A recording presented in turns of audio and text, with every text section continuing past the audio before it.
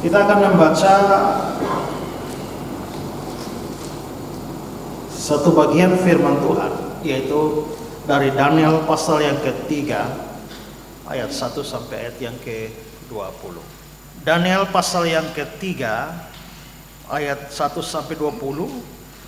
Saya tidak akan membaca semuanya, beberapa bagian akan saya loncati.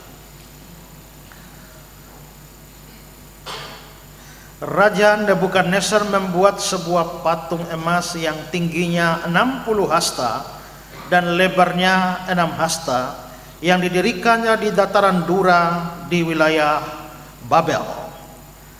Lalu ayat yang keempat, dan berserulah seorang bentara dengan suara nyaring, beginilah dititahkan kepadamu, hai orang-orang dari segala bangsa, suku bangsa, dan bahasa. Demi kamu mendengar suara sangkakala, seruling, kecapi, rebab, gambus, gerdam, dan berbagai jenis bunyi-bunyian, maka haruslah kamu sujud menyembah patung yang telah didirikan Nebukadnezar itu.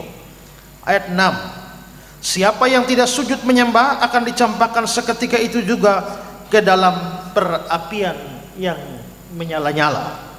Lalu ayat yang ke-12, ada beberapa orang Yahudi yang kepada mereka telah Tuanku berikan pemerintahan atas wilayah Babel, yakni Sadrak, Mesak, Abednego. Orang-orang ini tidak mengindahkan titah Tuanku ya Raja. Mereka tidak memuja dewa Tuanku dan tidak menyembah patung emas yang Tuanku dirikan. Sesudah itu Nebukadnezar memerintahkan dalam marahnya dan geramnya dan membawa Sadrak, Mesak, dan Abednego menghadap. Setelah orang-orang itu dibawa menghadap raja, berkatalah Nebukadnezar pada mereka, apakah benar hai Sadrak, Mesak, Abednego, bahwa kamu tidak memuja dewaku dan tidak menyembah patung emas yang kudirikan itu? Lalu Sadrak, Mesak, Abednego menjawab Raja Nebukadnezar, tidak ada gunanya kami memberi jawab kepada Tuanku dalam hal ini. Jika Allah kami yang kami puja sanggup melepaskan kami, maka dia akan melepaskan kami dari perapian yang menyala-nyala itu dan dari dalam tanganmu ya Raja. 18, tetapi seandainya tidak, hendaklah Tuanku mengetahui ya Raja bahwa kami tidak akan memuja dewa Tuanku dan tidak akan menyembah patung emas yang Tuanku itu dirikan. Maka meluaplah kegeraman Nebukadnezar, air mukanya berubah terhadap Sadrak, Mesak, Abednego. Lalu diperintahkanlah supaya perapian itu dibuat 7 kali lebih panas dari biasa. Kepada beberapa orang yang sangat kuat dari tentaranya dititahkannya untuk mengikat Sadrak, Mesak, Abednego dan mencampakkan mereka ke dalam perapian yang menyala-nyala itu.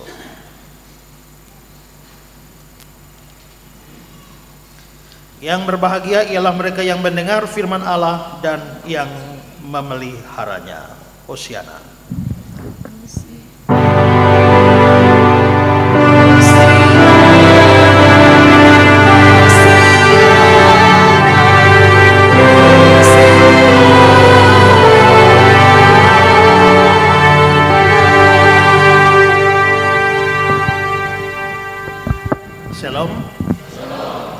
Jemaat sekalian, hari ini tema kita adalah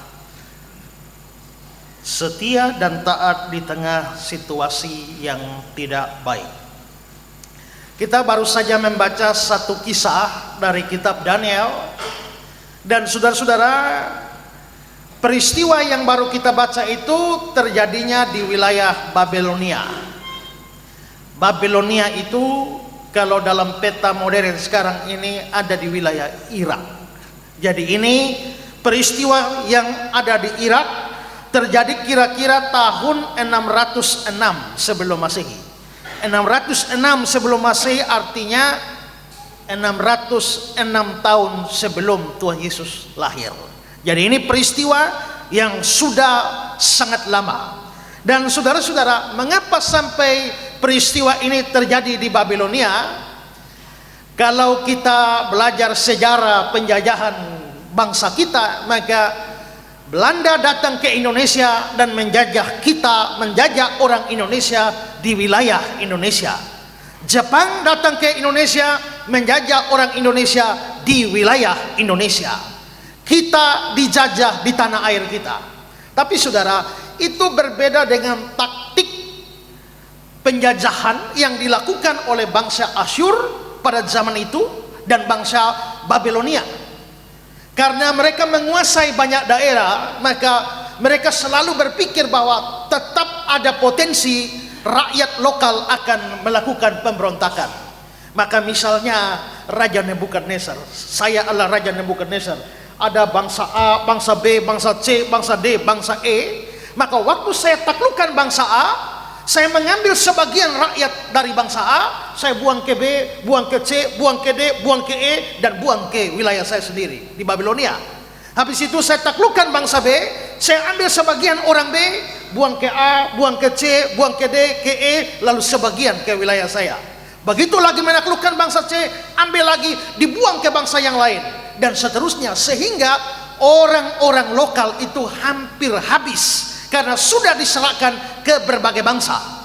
Akibat dari ini maka sukar bagi penduduk lokal melakukan perjuangan untuk kemerdekaan. Kenapa? Karena mereka hanya segelintir orang, sebagian besar ada di negeri buangan.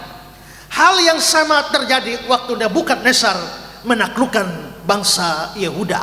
Kita tahu bahwa setelah Salomo mati, bangsa Israel pecah bagi dua, ada Israel, ada Yehuda. Dan Israel yang terdiri dari 10 suku itu yang pusatnya di Samaria, itu sudah ditaklukkan oleh bangsa Asyur. Asyur itu Iran. Sedangkan sisa bangsa Yehuda, 2 suku itu ditaklukkan oleh Babilonia. Dan saudara-saudara, dengan cara seperti itulah maka bangsa Babilonia menaklukkan bangsa-bangsa lain.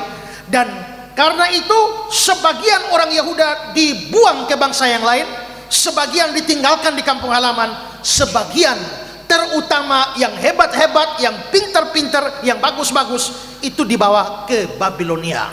Nah, karena itu saudara, kalau kita melihat di dalam ayat 3 dan 4 dibilang, lalu raja bertitah kepada Aspenas, kepala istananya, untuk membawa beberapa orang Israel yang berasal dari keturunan raja dan dari kaum bangsawan, yakni orang muda yang tidak ada sesuatu cela, yang berperawakan baik, yang memahami berbagai-bagai hikmat, berpengetahuan banyak, dan yang mempunyai pengertian tentang ilmu, yakni orang-orang yang cakap untuk bekerja dalam istana raja, supaya mereka diajarkan tulisan dan bahasa orang Kasdim. Jadi saudara-saudara, yang bagus-bagus, yang pintar-pintar, yang badannya bagus, yang otaknya bagus dibawa ke Babilonia. Yang bodoh-bodoh, yang ngaur-ngaur ditinggalkan di kampung halaman. Ya. Nah, di antara yang bagus-bagus ini yang dibawa ke Babilonia ini ada Daniel, ada Sadrak, ada Mesak, ada Abednego.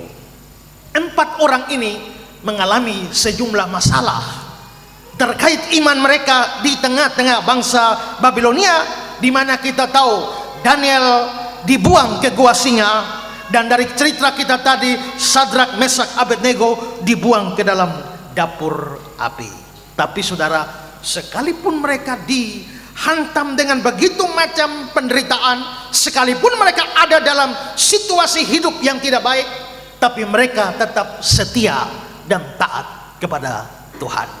Nah, hari ini saya ingin mengajak kita, mari kita belajar dari pemuda-pemuda Yehuda ini, bangsa 4 pemuda Ibrani ini. Mari kita mau belajar dari mereka soal kesetiaan dan soal ketaatan dalam situasi yang sulit. Saya ingin mengajak kita belajar beberapa hal. Yang pertama adalah mereka tinggal di tengah lingkungan yang kafir, tapi tidak menjadi kafir. Mereka tinggal di lingkungan yang kafir, tapi tidak ikut jadi kafir. Ingat bahwa bangsa Israel adalah bangsa monoteis. Monoteis itu artinya percaya bahwa Allah itu esa. Hanya ada satu Allah, dan tidak ada yang namanya dewa-dewa, tidak ada yang namanya ilah-ilah yang lain. Tidak ada. Allah itu satu, dan itu adalah Yahweh. Israel adalah bangsa monoteis. Tapi sekarang saudara, Daniel, Sadrak, Mesak, Abednego, mereka dibawa ke negeri Babilonia di Irak sana, dan itu adalah bangsa kafir. Di dalam The New Bible Dictionary dikasih keterangan seperti ini. Mulai tahun 3000 sebelum Masehi telah terkumpulkan nama dewa-dewa dengan gelarnya, nama-nama tambahan dan kuil-kuil dalam daftar yang terakhir dari Niniwe bertarik 7 sebelum Masehi, mencatat lebih dari 2500 jumlahnya.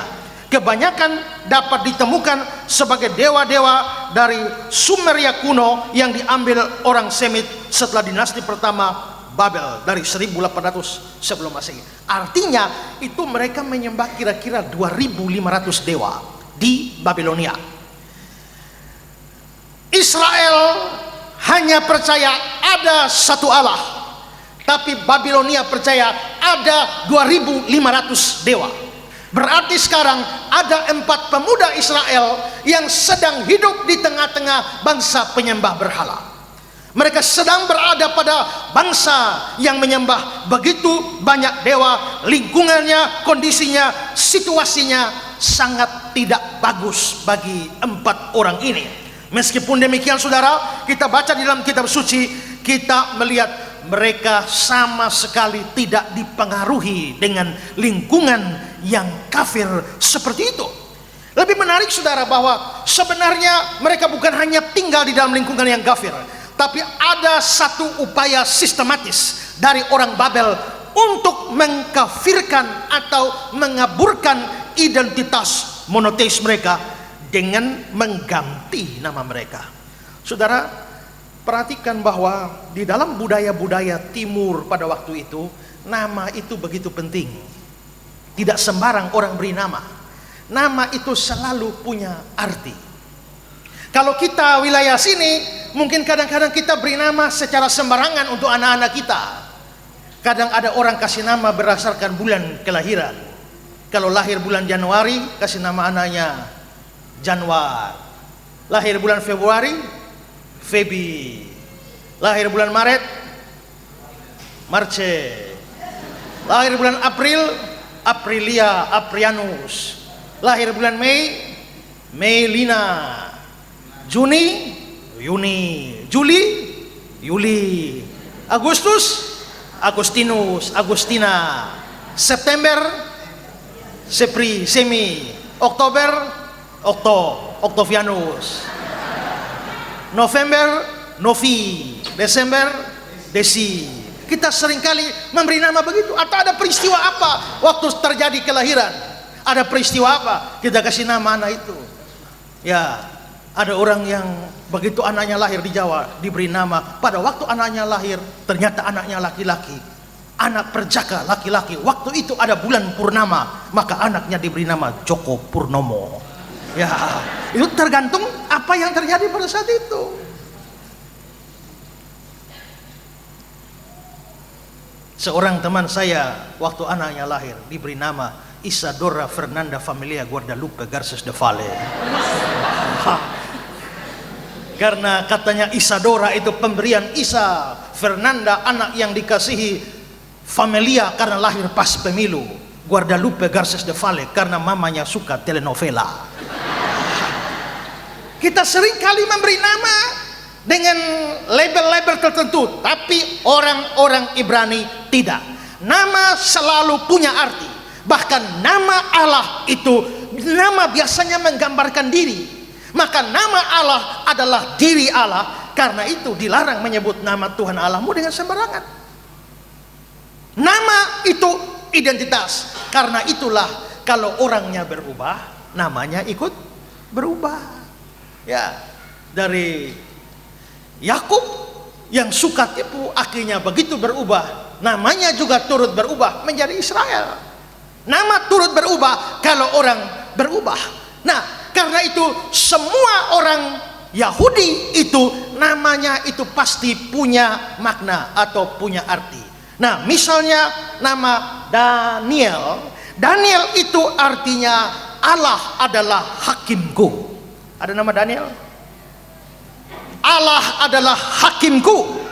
Lalu saudara, pemuda pertama Daniel, Allah adalah hakimku. Pemuda kedua ini namanya Hananya. Hananya itu artinya Yahweh memberi anugerah. Pemuda ketiga namanya Misael. Misael itu artinya siapakah seperti Allah. Lalu pemuda keempat adalah Asaria. Asaria itu artinya Yahweh adalah pertolongan. Hafal dulu. Daniel, Allah adalah hakimku. Hananya, Yahweh memberi anugerah. Misael, siapakah seperti Allah. Asaria, Yahweh adalah pertolongan. Sudah hafal? Nah, ini nama mereka, nama asli mereka, artinya masing-masing. Tapi saudara, perhatikan Daniel pasal yang ke-7. Pemimpin pegawai istana memberi nama lain kepada mereka. Daniel dinamainya Beltasar. Hananya dinamainya Sadrak. Misael dinamainya Mesak. Asaria dinamainya Abednego. Hafal ini lagi. Daniel jadi Belsasar, Hananya Sadrak, Misael, Mesak, Asaria, Abednego. Saya mau ajak kita menelusuri orang-orang ini satu persatu. Pertama adalah Daniel. Daniel artinya apa? Allah adalah hakimku. Bagus ya? Bagus arti namanya. Lalu diganti namanya menjadi Beltasar. Apa artinya Beltasar? Menurut Nelson Bible Dictionary dibilang begini, Belsasar atau Beltusar, may Bel protect his life. Semoga Bel melindungi hidup atau nyawanya. Semoga Bel melindungi. Allah adalah hakimku. Sekarang berubah menjadi semoga Bel melindungi nyawanya. Memangnya siapa itu Bel? Ya, Daniel pasal 4 ayat 8. Pada akhirnya Daniel datang menghadap aku, yakni Daniel yang dinamainya Belsasar menurut nama dewaku. Berarti Belsasar itu adalah nama menurut dewanya Nebukadnezar. Kalau kita membandingkan misalnya Yesaya 46 ayat 1, Dewa Bel sudah ditundukkan. Berarti ada namanya Dewa Bel. Yeremia 50 ayat 2, Babel telah direbut, Dewa Bel menjadi malu. Yeremia 51 ayat 44, aku akan menghukum Dewa Bel di Babel. Berarti Bel itu nama dewa. Modelnya bagaimana? Ini modelnya. Ini Dewa Bel. Nah, Daniel artinya Allah adalah hakimku. Sekarang ganti dengan Belsasar, semoga Dewa Bel melindungi nyawanya. Tadi namanya dihubungkan dengan Allah Yahweh, Allah adalah hakimku. Sekarang dihubungkan dengan dewa kafir di Babel, semoga Dewa Bel melindungi hidupnya. Namanya tadi bagus, sekarang namanya sudah dikafirkan. Ya. Sekarang pemuda kedua namanya Hananya. Hananya jadi siapa? Hananya itu artinya apa? Yahweh memberi anugerah. Bagus ya? Ganti siapa namanya? Hananya diganti dengan Sadrak. Ya. Sadrak. Coba lihat 3 huruf terakhir. Sadrak. A-K-H. Nah, kalau ini ada ekor AKH, maka bisa jadi ini ada hubungan dengan satu dewa di Babel. Ingat tadi saya bilang ada 2500.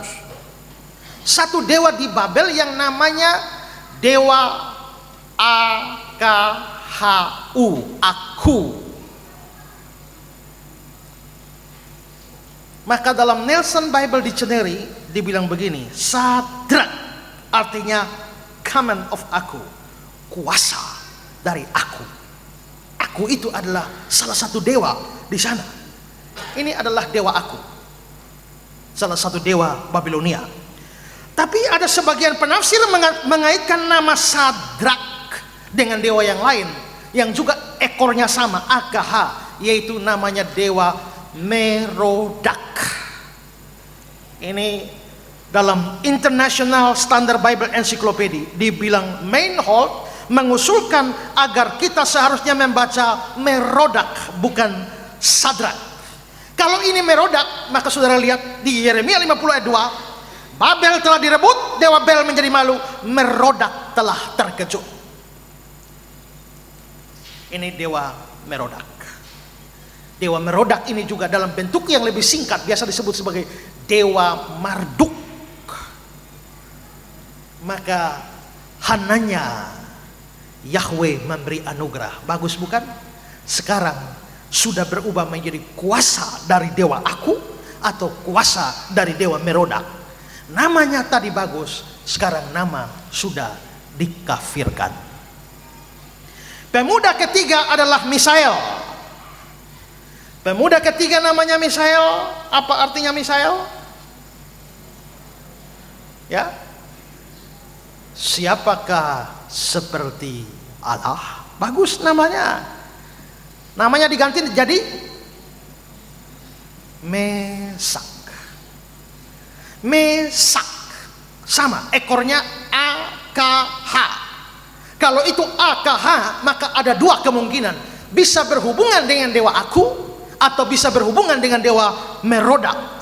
Mesak itu artinya siapakah seperti dewa aku? Siapakah seperti dewa Merodak? Ada yang nama Mesak di sini. Seringkali ada anak lahir, kita ambil nama dari Alkitab Mesak, padahal tidak tahu bahwa Mesak itu nama kafir.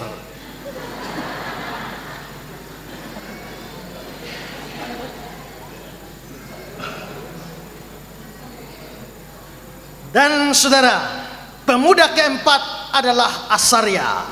Asaria artinya Yahweh memberi pertolongan. Namanya diganti menjadi Abednego. Dan Abednego menurut International Standard Bible Encyclopedia, nego itu bisa dibaca Nebo. Jadi Abednego itu sama dengan Abednego, dan Abed itu artinya pelayan. Jadi Abednego artinya pelayan dari Nego atau Nebo. Dan menurut Adam Clark, ya, Clark mengatakan Abednego itu pelayan Nego yang merupakan salah satu dewa mereka, yaitu matahari atau bintang fajar, baik Jupiter maupun Venus. Dewa matahari atau dewa bintang fajar, dewanya Jupiter atau Venus. Dan menurut Yesaya 46 ayat 1, dewa Bel sudah ditundukkan, dewa Nebo sudah direbahkan. Berarti ada dewa Nebo. Nah, saudara-saudara, berarti si Asaria, Yahweh adalah pertolongan. Sekarang namanya dihubungkan dengan dewa Nebo, dia menjadi pelayannya dewa Nebo. Ini dewa Nebo atau dewa Nego. Jadi saudara-saudara, kita bisa lihat 4 orang pemuda Ibrani ini namanya bagus-bagus, semua nama dihubungkan dengan Allah Israel. Tapi begitu mereka tinggal di Babilonia yang kafir, semua nama diubah dan dihubungkan dengan segala macam dewa kafir di Babilonia. Kenapa perlu ubah nama mereka? Kelihatannya seperti alasan yang ada ya di dalam Kejadian 41 sampai ayat yang ke-45, dan dikatakan bahwa lalu Firaun menamai Yusuf Sefnat Panea serta memberikan Asnat anak Potifera imam di On kepadanya menjadi istrinya. Demikianlah Yusuf muncul sebagai kuasa atas seluruh tanah Mesir. Pada waktu Yusuf di Mesir, namanya juga diubah menjadi Sefnat Panea. Jadi kelihatannya nama-nama pada waktu itu memang seringkali diubah. Mengapa diubah? Dalam suatu komentari namanya Jimson, Fawcett and Brown dibilang begini, kepada orang-orang diberikan nama oleh pemimpin pegawai istana itu dirancang untuk menandai hubungan baru mereka, sehingga mereka bisa melupakan agama dan negara mereka yang dulu. Tujuan kasih nama, rubah nama, supaya mereka bisa lupa agama mereka, supaya mereka lupa Allah mereka, Tuhan mereka, di lingkungan mereka yang baru. Sekarang saudara perhatikan ini. Nama Daniel tadi bagus, sekarang namanya dikafirkan. Apakah Daniel ikut kafir? Ternyata namanya boleh kafir, orangnya tidak. Hananya namanya dikafirkan, orangnya tidak. Asaria namanya dikafirkan, orangnya tidak. Misael namanya dikafirkan, orangnya tidak. Maka di sini kita belajar satu hal dari 4 orang ini, bahwa sekalipun mereka tinggal dalam lingkungan yang kafir, ada upaya sistematis mengkafirkan mereka, tapi hati mereka, iman mereka terlalu kuat untuk dikafirkan. Karena itu tidak usah pusing dengan orang menyebut kita kafir. Terserah mereka mau menyebut kita kafir, tapi iman kita terlalu kuat untuk dikafirkan. Dengan kata lain, saudara-saudara, kita bisa belajar satu hal dari sini adalah bahwa tinggal di dalam lingkungan yang kafir, tinggal dalam lingkungan yang jahat, tinggal dalam lingkungan di mana orang tidak mengenal Allah sama sekali, tidak harus mengubah kita menjadi atau mengganggu iman kita, atau apalagi merubah iman kita. Tidak.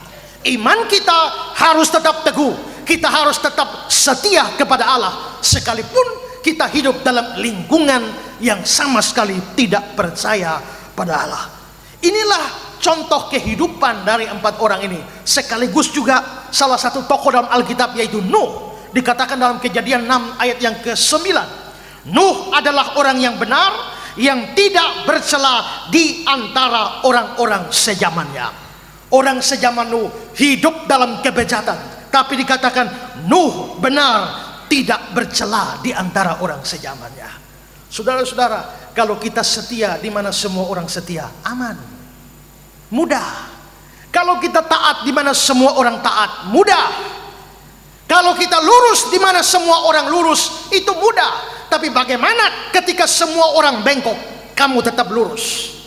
Bagaimana ketika semua orang tidak setia, kamu tetap setia? Ketika semua orang tidak taat, kamu tetap taat. Itu memang sukar.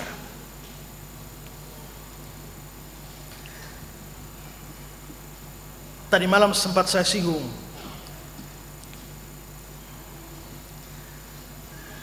saya sudah berkhotbah mulai kelas 2 SMP, sudah khotbah. Saya waktu lahir hampir mati.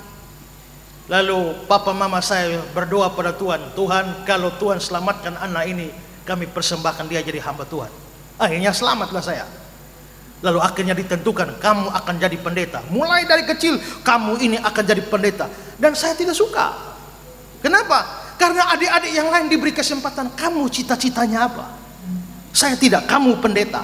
Padahal saya, cita-cita saya adalah jadi astronot, bawa orang ke bulan. Ya.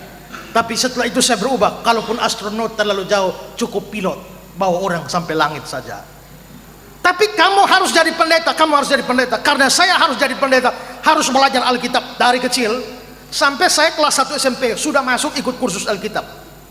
Lalu kelas 2 SMP, saya sudah berkhotbah.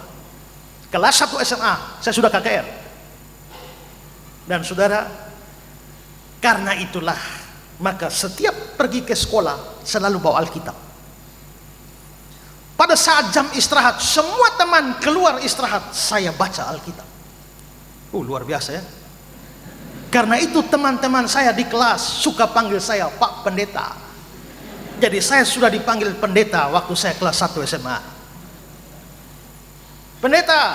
Wah, pokoknya akhirnya nama panggilan saya adalah pendeta. Saudara, satu hari di kelas, guru tiba-tiba masuk mendadak dan dia bilang, hari ini ujian. Tidak ada pemberitahuan sehingga tidak ada yang siap mau ujian. Hari ini ujian. Semua kalang kabut ambil kertas, siap ujian. Gurunya kasih soal di papan. Celakanya setelah kasih soal, gurunya tidak jaga di situ. Dia pergi ke ruang guru. Karena dia pergi ke ruang guru, maka Semua kelas tidak ada yang tahu jawabannya. Semua buka buku dan menyontek. Dan saya lihat di depan saya banyak menyontek. Kiri menyontek semua, kanan menyontek, belakang menyontek. Satu-satunya yang tidak menyontek adalah saya. Luar biasa ya. Padahal saya juga tidak tahu jawabannya. Satu-satunya yang tidak menyontek cuma saya. Lalu saya pikir, kenapa saya aneh sendiri ya? Di sana menyontek, sini nyontek, sini nyontek, sini nyontek. Kenapa saya tidak menyontek? Nyontek sajalah. Dan akhirnya saya pun menyontek.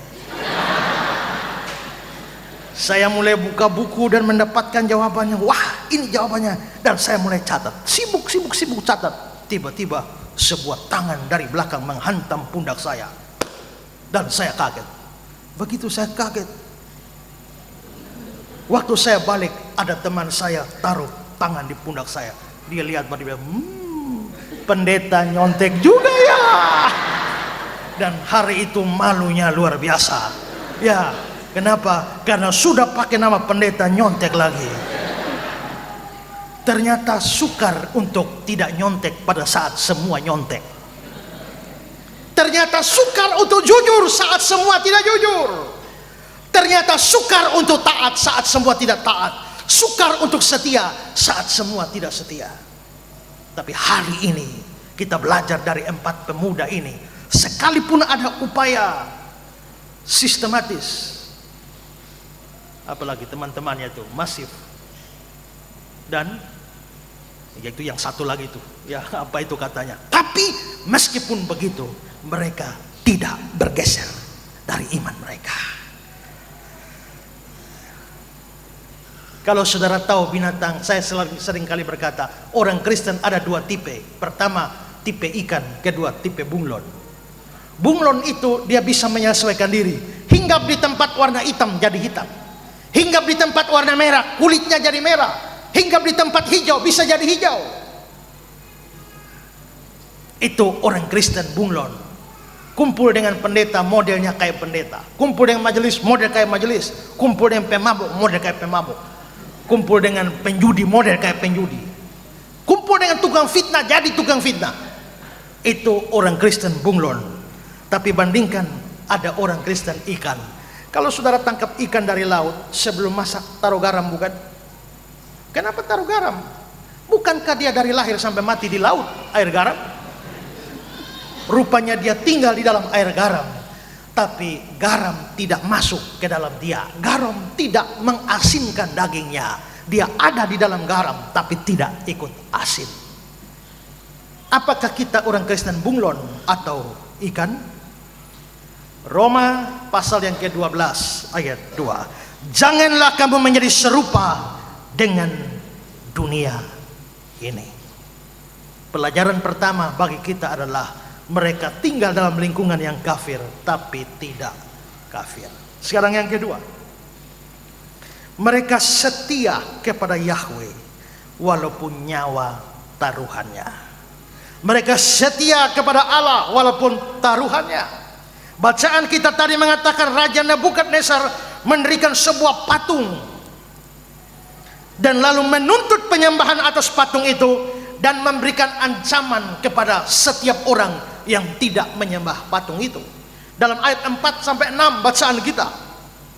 Dan berserulah seorang bentara dengan suara nyaring, beginilah dititahkan kepadamu, hai orang-orang dari segala bangsa, suku bangsa dan bahasa. Demi kamu mendengar bunyi sangkakala, seruling, kecap, rebab, gambus, serdam dan berbagai jenis bunyi-bunyian, maka haruslah kamu sujud menyembah patung yang didirikan Raja Nebukadnezar itu. Siapa yang tidak sujud menyembah akan dicampakkan seketika itu juga ke dalam perapian yang menyala-nyala. Saudara, siapa yang tidak taat dibuang ke dalam perapian yang menyala-nyala. Perapian yang menyala-nyala itu memang bentuk penghukuman kuno di Babel. Adam Clarke mengatakan begini, ini adalah model penghukuman kuno di antara orang-orang Babilonia. Kita bandingkan dengan Yeremia 29 ayat 22. Biarlah Tuhan memperlakukan kamu seperti Sedekia dan Ahab yang telah dipanggang oleh raja negeri Babel di dalam api. api ini dipanggang oleh raja negeri Babel. Jadi memang hukuman di Babel itu adalah membakar orang atau memanggang orang. Ini sama seperti yang dialami oleh Sadrak, Mesak, dan Abednego. Tapi apakah dengan ancaman ini mereka mau menyembah patung Nebukadnezar? Sama sekali tidak. Ayat 17-18, jika Allah kami yang kami puja sanggup melepaskan kami, maka dia akan melepaskan kami dari perapian yang menyala-nyala itu dan dari dalam tanganmu ya raja. Tapi seandainya tidak, hendaklah Tuanku mengetahui ya raja, bahwa kami tidak akan memuja dewa Tuanku dan tidak akan menyembah patung emas yang Tuanku dirikan itu. Nebukadnezar marah. Lalu ayat yang ke-19 ya, dikatakan, maka meluaplah kegeraman Nebukadnezar, air mukanya berubah terhadap Sadrak, Mesak, Abednego. Lalu diperintahkan supaya perapian dibuat 7 kali lebih panas. Mereka membuat perapian 7 kali lebih panas. Itu mungkin dengan menambah bahan bakarnya, mungkin kayu. Tapi beberapa penafsir mengatakan angka 7 di sini tidak harus harfiah. Maksudnya adalah bahwa api itu dibuat sepanas yang bisa dicapai. Artinya dibikin panas maksimal. Dan akhirnya Sadrak, Mesak, Abednego dibuang ke dalam dapur api. Memang ada mujizat di mana mereka diselamatkan. Tapi pada waktu mereka dilempar masuk, mereka tidak membayangkan akan ada mujizat. Dengan kata lain, mereka betul-betul siap mati. Ini bisa terlihat dari kata-kata di dalam ayat yang ke-17, 18, khususnya ayat 18 dibilang, tetapi seandainya tidak, kami yakin Allah sanggup menyelamatkan kami. Tapi seandainya tidak, kami tetap tidak menyembah dewa Tuanku. Berarti mereka tidak tahu pasti apakah Tuhan mau tolong atau tidak. Sekalipun Tuhan tidak tolong mereka, tapi mereka tetap tidak menyembah dewa Nebukadnezar. Berarti di sini pemuda-pemuda Ibrani ini mereka tetap setia. Bukan hanya dalam situasi yang tidak baik, tapi bahkan ketika nyawa menjadi taruhannya, mereka tetap setia. Di sepanjang sejarah kekristenan kita melihat hal yang sama terjadi. Orang-orang Kristen dianiaya sedemikian rupa. 300 tahun pertama dari kekristenan itu penuh aniaya. Hanya mulai abad yang keempat ketika Konstantinus yang agung itu menjadi kaisar Kristen, kaisar Roma Kristen pertama, baru Kristen bernapas lega. Tapi 300 tahun sebelumnya kira-kira 10 kaisar Romawi menindas kekristenan secara luar biasa. Ada seorang namanya Kaisar Nero. Rasul Paulus mati pada zaman Nero. Demikian juga Rasul Petrus mati pada zaman Nero. Nero adalah seorang yang sangat kejam. Bahkan saudara, dia hobi pesta. Hobi pesta taman. Dan kalau dia bikin pesta taman, ingat zaman dulu belum ada listrik. Bagaimana bikin terang taman? Bikin terang taman pakai orang Kristen. Orang-orang Kristen diambil lalu badannya dilumuri dengan ter. Setelah itu dibakar menjadi api. Dibakar hidup-hidup. Sementara orang Kristen terbakar menjadi obor hidup, dia melakukan pesta. Dia seringkali mengadu orang Kristen dengan binatang-binatang buas. Dan bahkan dia seringkali melakukan sula kepada orang-orang Kristen. Sula itu seperti apa? Dibikin kayu tajam, permisi, dimasukkan dari lubang pantat, terus masuk sampai sini, lalu dipajang-pajang. Satu tiang satu orang, satu tiang satu orang. Terus Nero begitu kejam. Banyak orang Kristen mati martir pada zaman itu. Tapi banyak juga yang murtad, banyak juga yang setia. Kalau kita menengok kepada penulis surat Ibrani, dia mengatakan satu kalimat, mereka dilempari, digergaji, dibunuh dengan pedang. Digergaji. Ada orang-orang yang tetap setia pada Tuhan, dipegang, digergaji, putus. Tapi mereka tetap setia. Saya punya satu buku dengan judul The Fox of Martyr. Itu menceritakan penderitaan orang-orang Kristen mulai dari zaman Rasul-Rasul sampai tahun 2000 di berbagai daerah. Bagaimana orang-orang Kristen dalam situasi nyawa taruhan, mereka tetap bertahan sampai mati.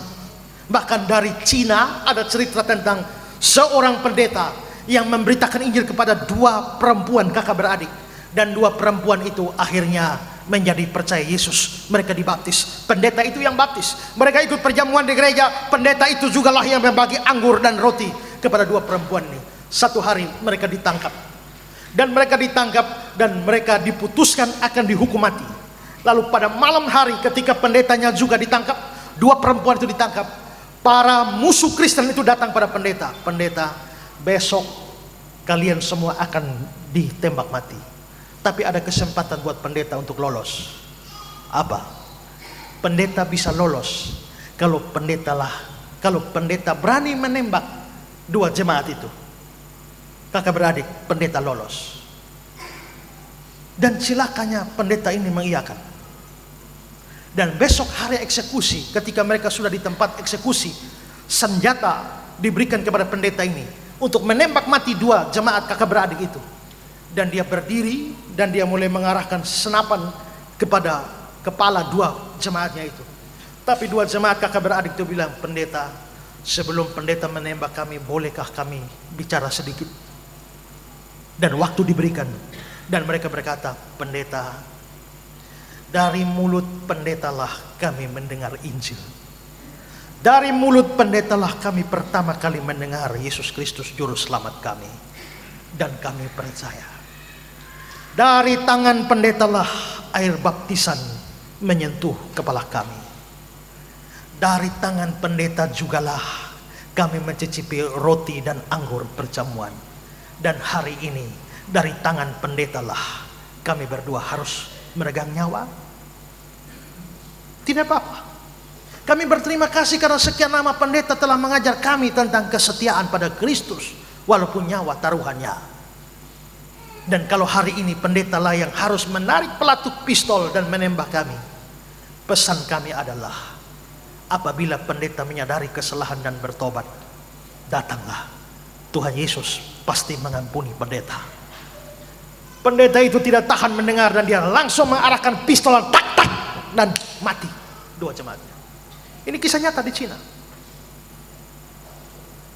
Sayang sekali ada pendeta seperti itu.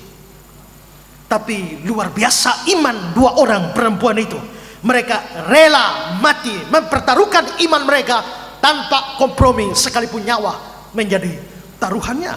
Alkitab berkata pada kita bahwa ada satu masa, the Great Tribulation, masa aniaya besar ketika Antikristus datang. Dalam Matius 24 ayat 21, sebab pada masa itu akan terjadi siksaan yang dahsyat seperti yang belum pernah terjadi sejak awal dunia sampai sekarang, dan tidak akan terjadi lagi.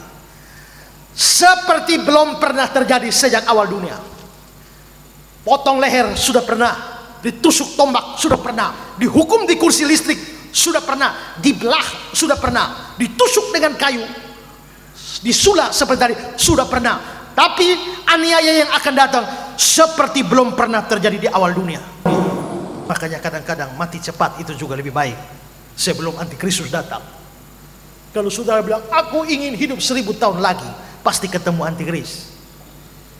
Dan penderitaan yang dibikin oleh Antikris luar biasa hebat. Tapi kepada orang-orang Kristen, Tuhan Yesus mengatakan dalam Matius 10:39, barang siapa mempertahankan nyawanya, dia akan kehilangan nyawa. Barang siapa kehilangan nyawa karena aku, dia akan memperolehnya. Yohanes 12 ayat yang ke-25, barang siapa mencintai nyawanya, dia akan kehilangan nyawa. Barang siapa tidak mencintai nyawanya di dunia ini, dia memelihara untuk hidup yang kekal. Saya mau cerita satu kisah nyata lagi.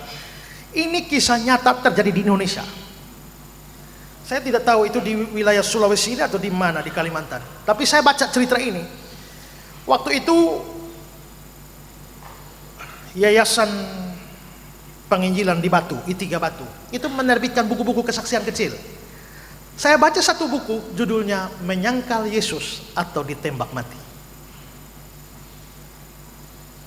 Dalam cerita itu dikisahkan tentang ada satu kebaktian seperti ini. Waktu itu zaman komunis berkuasa. Pada saat gereja Sementara kebaktian bagi tiba-tiba gereja diberondong tembakan. Ditembak, lalu beberapa orang komunis masuk. Begitu bunyi tembakan, jemaat separuh sudah kabur dari jendela. Ada beberapa yang tidak bisa kabur. Pendeta, majelis, dan satu anak sekolah minggu tidak bisa kabur. Lalu mereka lihat-lihat isi ruangan dan mereka lihat gambar Tuhan Yesus. Bilang, itu gambar siapa?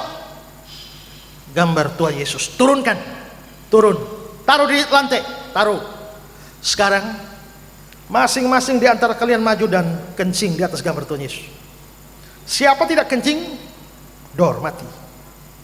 Mulai dari pendeta duluan. Dan pendeta maju dan kencing di atas gambar Tuhan Yesus.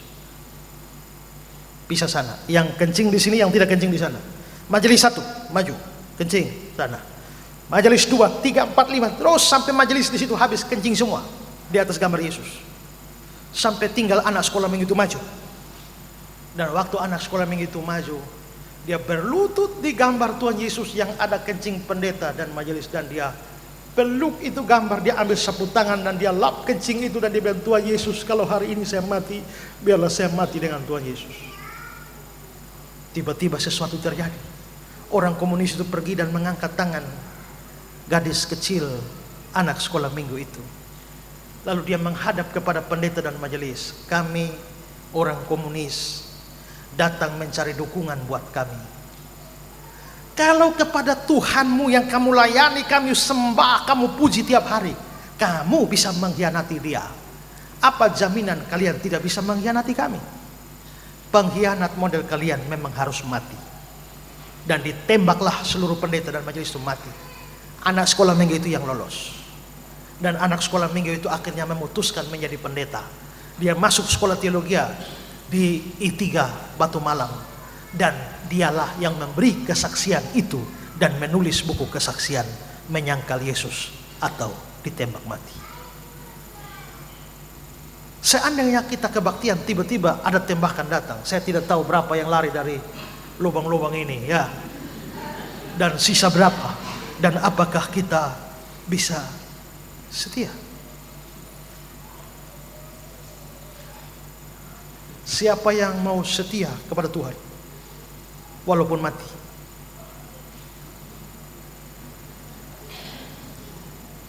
Ingat, Petrus juga pernah janji begitu. Kita tidak akan sanggup kecuali Tuhan menguatkan kita. Dulu waktu pertama kali saya percaya Yesus, begitu semangat. Bahkan saya minta pada Tuhan, Tuhan kalau memang boleh saya minta saya matinya mati martir. Saya minta pada Tuhan Yesus. Ternyata setelah saya baca-baca buku, saya bilang, ngeri sekali ini mati martir. Akhirnya saya datang pada Tuhan, Tuhan kalau boleh saya cabut kembali doa yang lama itu. Dan Tuhan juga tidak jawab. Saya tidak tahu sampai hari ini Tuhan mau jawab yang mana, yang pertama atau yang kedua. Ya. Tapi kalau Tuhan tidak menguatkan, saya pasti murtad. Kecuali Tuhan menguatkan, maka kita bisa bertahan di dalam pencobaan. Sudah kedua, boleh tambah satu lagi. Ya. Ketiga, mereka memiliki iman yang dewasa kepada Yahweh. Iman dewasanya bagaimana? Mereka ini mau dilempar ke dalam dapur api. Lalu mereka mengatakan kalimat ini. Jika Allah kami yang kami puja sanggup melepaskan kami, maka dia akan melepaskan kami dari perapian yang menyala-nyala itu. Dan dalam tanganmu ya Raja. Tetapi seandainya tidak, hendaklah Tuanku mengetahui ya Raja bahwa kami tidak akan memuja dewa Tuanku. Seandainya Tuhan tidak tolong, seandainya Tuhan tidak selamatkan, seandainya Tuhan tidak bikin mujizat dan menyelamatkan kami, kami tetap tidak akan menyembah berhala, menyembah dewa Nebukadnezar. Ini iman yang dewasa. Sekalipun Tuhan tidak tolong, tetap setia. Tapi iman kanak-kanak, kalau Tuhan tolong saya setia, Tuhan tidak tolong saya tidak setia. Iman kanak-kanak, kalau Tuhan jawab doa saya setia, Tuhan tidak jawab doa saya tidak setia. Iman kanak-kanak, kalau Tuhan sembuhkan saya setia, tidak sembuhkan saya tidak setia. Iman yang dewasa, kalau Tuhan sembuhkan saya setia, tidak sembuhkan saya tetap setia. Itu iman yang dewasa. Ada banyak orang yang imannya kanak-kanak, hanya mau percaya, hanya mau setia kalau ada mujizat, hanya mau percaya dan setia kalau ada pertolongan, hanya mau taat setia kalau Tuhan dengar doanya. Kalau Tuhan tidak dengar doanya, dia tidak mau setia.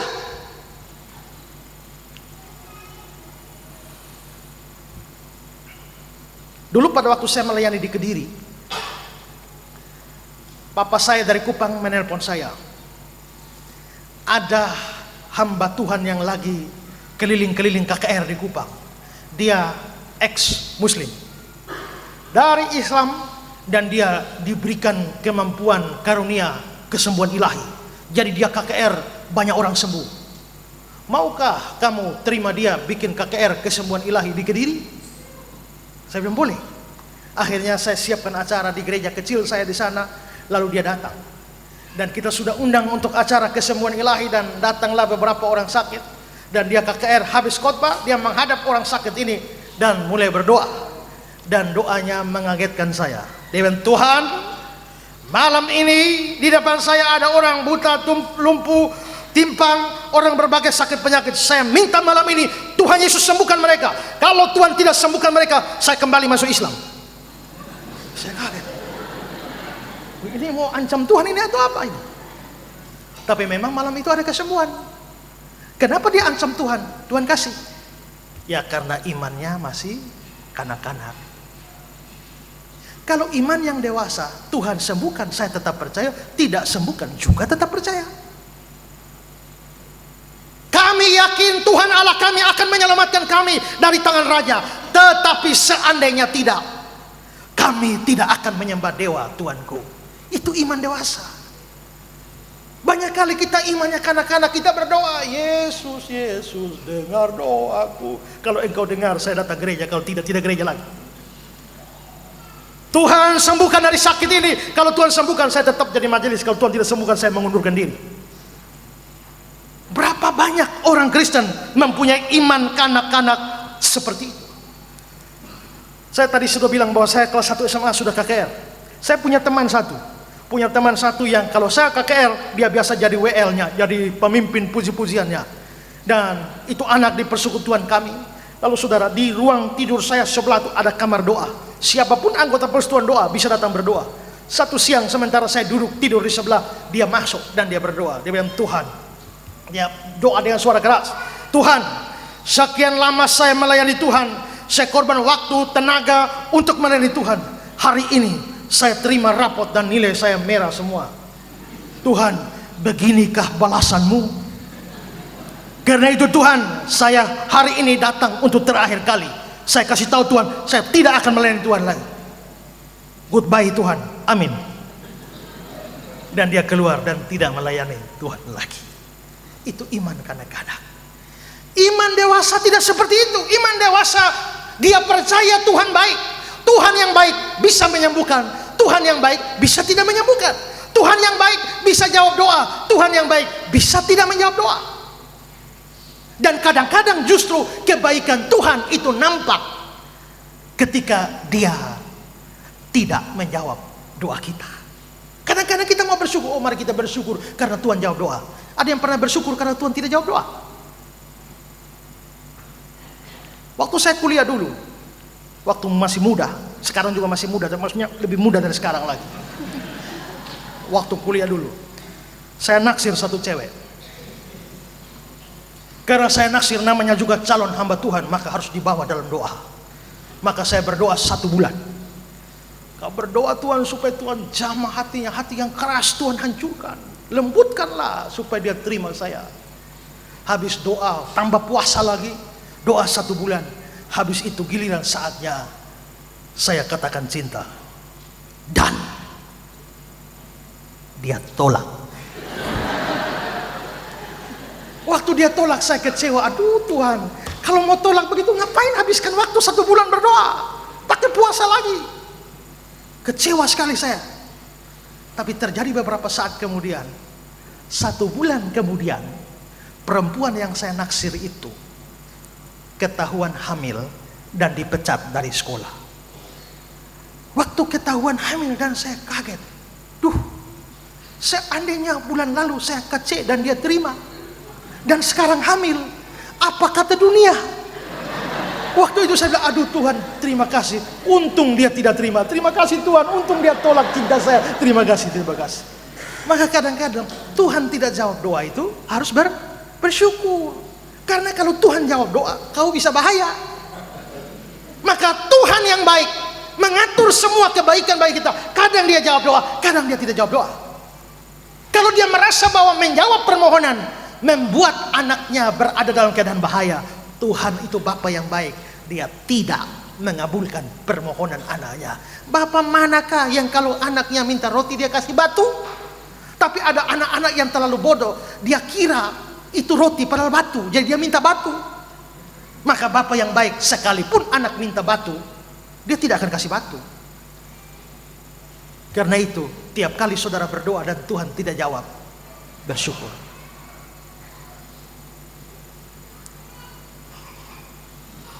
Seorang pelaut tenggelam perahunya, terdamparlah dia di sebuah pulau. Di pulau itu tidak ada manusia satupun. Maka tiap hari dia hanya bikin pondok kecil, lalu cari makan buah-buah, daun-daun, apa saja yang bisa makan dia makan. Sambil dia berdoa, Tuhan kirimlah perahu atau kapal untuk selamatkan hamba-Mu. Lalu dia cari makan lagi. Besok lagi, Tuhan kirimlah kapal selamatkan hamba-Mu. Terus begitu. 1 bulan berdoa, Tuhan tidak kirim kapal juga. Dan satu hari ketika dia cari makan, dia lupa mematikan api yang dia buat secara manual dengan batu. Dan begitu dia pulang cari makan, gubuknya sudah rata dengan tanah, api sudah bakar semuanya. Dan dia berdiri di muka gubuk itu dan dia bilang, Tuhan, Engkau keterlaluan sekali. Saya berdoa 1 bulan minta kirim kapal, Engkau tidak kirim. Hanya gubuk ini saja. Dan teganya Engkau membiarkan itu terbakar. Engkau benar-benar keterlaluan Tuhan. Sementara dia ngomel-ngomel dengan Tuhan, dia lihat di sana di laut, ada kapal datang. Kapalnya mendekat, lalu ABK menepi, lalu ABK turun dan cari dia. Akhirnya ketemu dia, bawa naik kapal. Dia dalam keadaan bingung, dia tanya bos kapten kapal itu, kenapa kalian datang? Kami sebenarnya tidak tahu kamu ada di sini. Sementara kami berlayar di lautan lepas, tiba-tiba kami lihat ada asap api naik tinggi sekali. Nah, kami menafsir itu mungkin ada orang perlu pertolongan. Kami merapat dan ternyata memang kamu ada di sini. Lalu dia bingung, asap api dari mana? Oh, itu ternyata asap api dari gubuknya yang terbakar. Dia berlutut dan oh Tuhan, terima kasih karena Engkau sudah membakar gubukku ya Tuhan. Terima kasih. Terima kasih, lain kali bakar lagi Tuhan. Jangan mengeluh, tetap percaya. Iman harus dewasa, seperti Sadrak, Mesak, Abednego, tapi juga seperti Habakuk.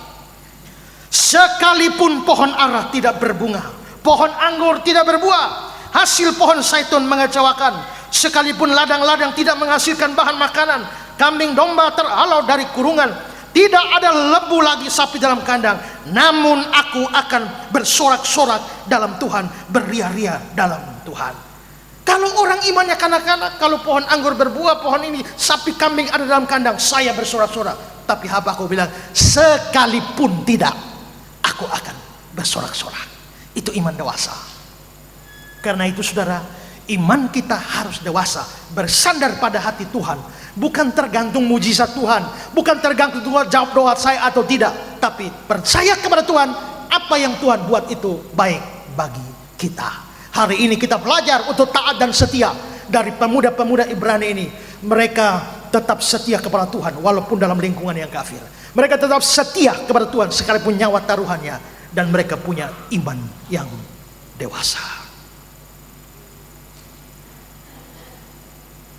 Ayo, keluar tangan semua. Keluar tangan semua. Ikut saya. 1. Ikut kata-kata saya. 1. Saya harus tetap setia. Sekalipun dalam lingkungan yang tidak kenal Tuhan. 2. Saya harus tetap setia. Sekalipun nyawa taruhannya. 3. Saya harus memiliki iman yang dewasa. Pelan-pelan tutup. Tutup. Masuk saku. Oleh-oleh dari Pak Esra buat saudara. Tuhan memberkati kita sekalian. Amin.